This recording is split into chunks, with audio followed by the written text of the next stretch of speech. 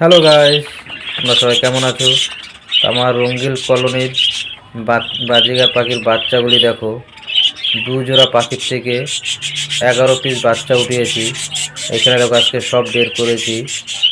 এইখানে টোটালে আমার দু জোড়া পাখির থেকে 11 পিস বাচ্চা এবার তুলেছি। এইখানে দেখো শুধু বাচ্চাগুলির কালারগুলি দেখো। এইখানে সব রেখে দিয়েছি, আজকে সব বের করলাম আমার হাড়ির থেকে। তো বিশেষ করে এগুলোর বয়স এখন 25 দিনের মতন বয়স হয়েছে। তো আজকে সবগুলো একসাথে বের করে একটু হাড়িটাও পরিষ্কার করে দিলাম। তো এই কারণে সব বের করা। তো এই কাজকে তোমাদেরকে দেখিয়ে দিলাম। দেখো দু জোড়া পাখির থেকে আমি 11 পিস বাচ্চা উঠিয়েছি। আর সবচাইতে ছোট বাচ্চাটা এইটা তোমার দেখাচ্ছি।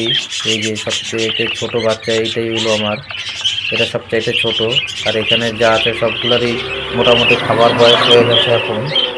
সেগুলো সবগুলো এখন বের করলাম আজকে। তোমার দু জোড়া পাখির থেকে 11 পিস বাচ্চা বেরিয়েছে।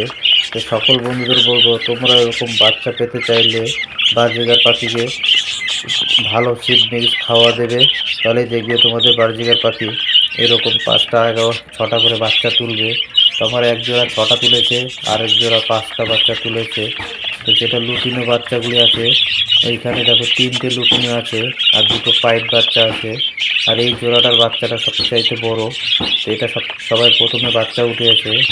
এখানে দেখো, আর এটা হলো সবচাইতে ছোট বাচ্চা একদম। এটা একদম সবার লাস্ট ছোট বাচ্চাটা।